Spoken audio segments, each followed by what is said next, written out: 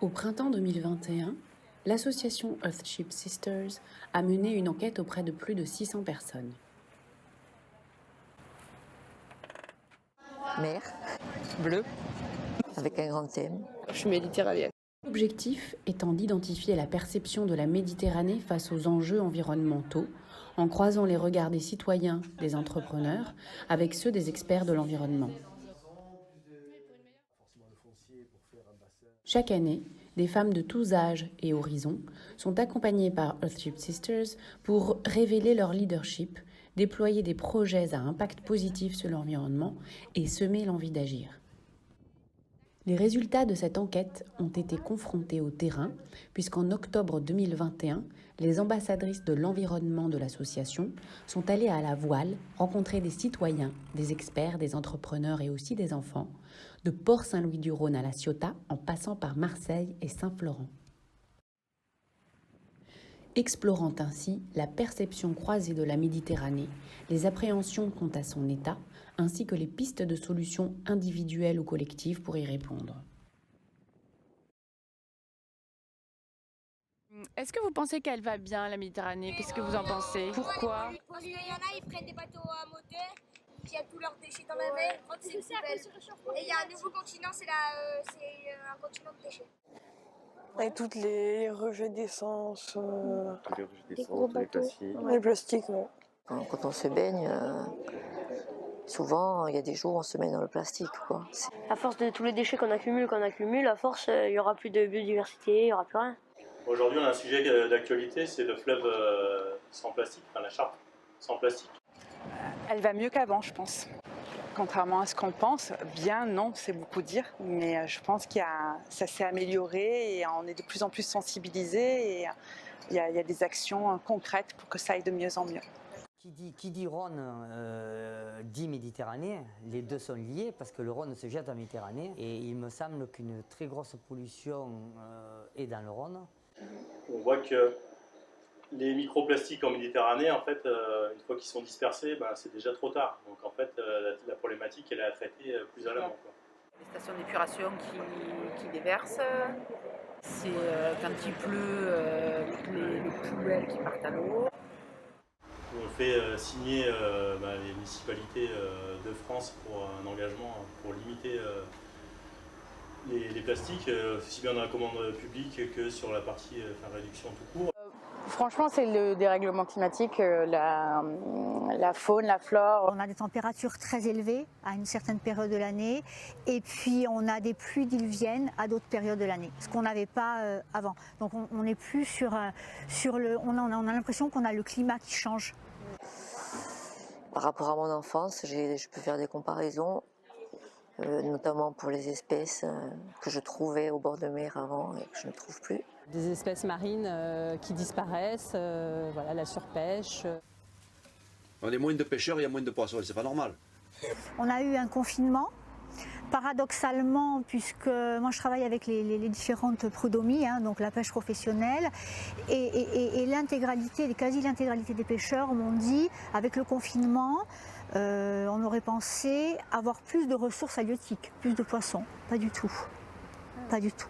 Donc ça, on l'impute au changement climatique.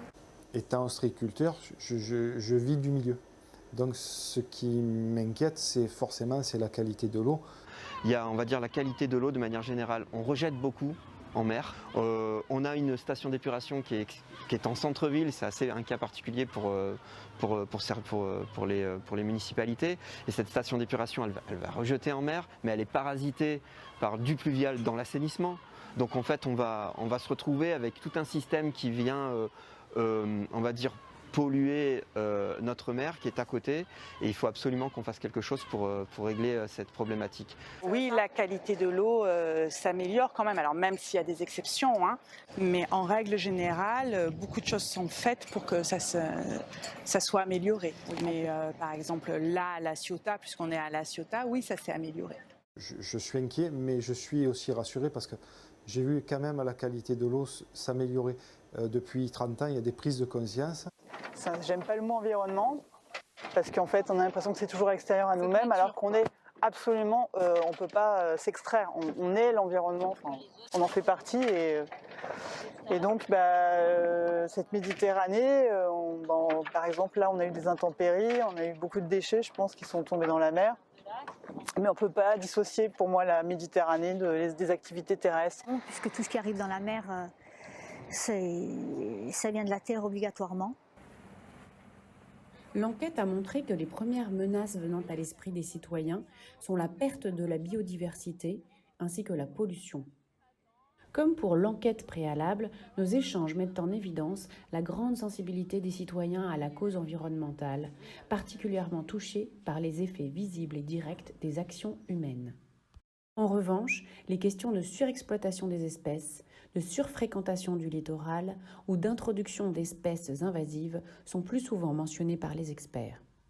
De même, si la préoccupation de l'exploitation durable des ressources est mentionnée spontanément par les experts, ce n'est pas toujours le cas pour les citoyens.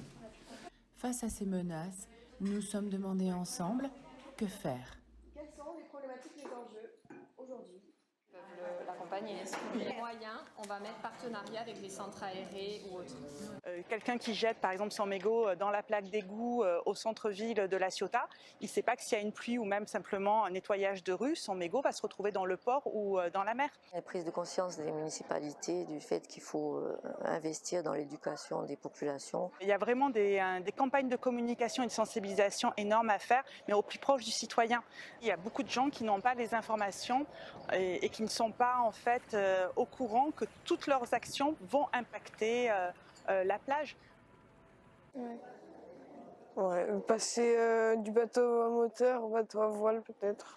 Je voudrais promouvoir le fret à la voile. Limiter les transports de gros paquebots, que ça soit touristique ou que ça soit de fret pour la marchandise. De toute façon, il y a des besoins d'améliorer toujours les connaissances, mais également de mieux protéger. Et aussi, il va y avoir le référentiel de l'observateur. Et ça, c'est très important. C'est comment les gens, à leur place, de leur point de vue, observent donc la thématique.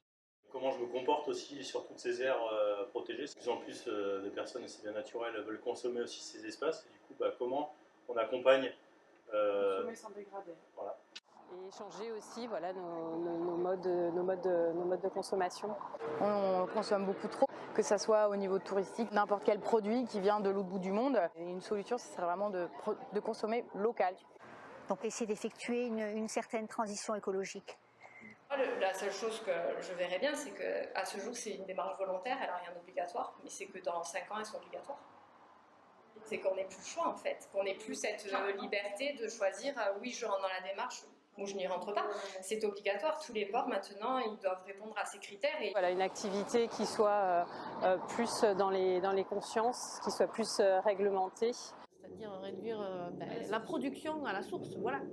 On en est là, plutôt que de toujours courir après la réparation, prévenir en amont, et puis réduire, et puis aller à l'essentiel aussi. Créer des filières pour l'enseignement, pour la formation professionnelle qui vont amener justement à ces nouveaux métiers. Une production durable, des biens durables. Je crois qu'il faut tendre vers quelque chose de plus durable. Si chaque personne fait de son mieux pour éviter tout ça, ça peut mener à des, à des changements et à des évolutions. Des évolutions pour l'eau et pour les animaux. Parce que la Méditerranée appartient à tout le monde et pas qu'aux institutions. Il faut que tout le monde s'y mette, tout le monde a sa petite goutte à apporter. Malheureusement, il y a forcément une prise de conscience qui se fait, mais il y a des volontés politiques qui sont à réunir. En fait, c'est quand même des principes de gouvernance avec des décideurs aussi qui veulent agir et accompagner les territoires, mais tout acteur en fait. Voilà, l'enjeu est tellement énorme qu'il dépasse peut-être le champ de la commune, le champ même de la région, et peut-être même le champ de la nation. Nous avons constaté que chacun se sent profondément concerné. Même s'il y a un écart entre les envies d'agir et les actions que chacun se sent prêt à mener pour la transition. Les citoyens ambitionnent des actions directes, tandis que les experts font face à la complexe mise en mouvement des organisations en place et à la recherche de changements viables économiquement sur le moyen terme.